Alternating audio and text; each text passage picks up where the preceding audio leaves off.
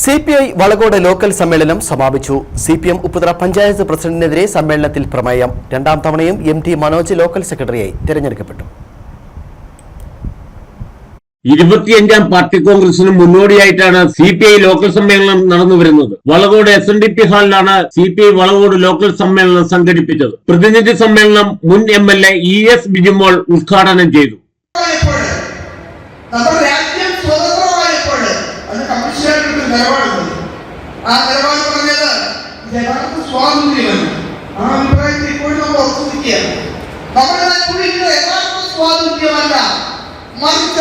അടിമത്തത്തിന്റെ മറ്റൊരു മുഖമാണിത്. ഈ രാജ്യത്ത് ഇല്ലാത്തൊരു രംഗത്തെ കൂട്ടിമുട്ടിക്കാൻ പറ്റുന്നില്ല.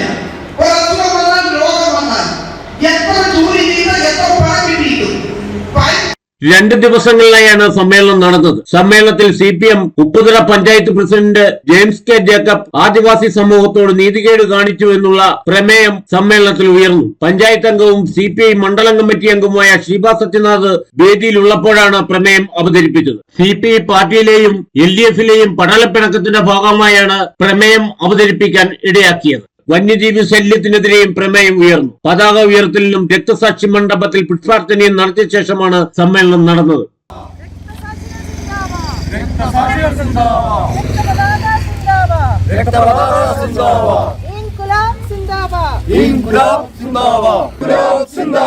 CPI Zindabad, CPI Zindabad, İnkılap Zindabad, İnkılap Zindabad, Rektabadaga Zindabad, İnkılap Zindabad, İnkılap Zindabad, CPI Zindabad, CPI Zindabad.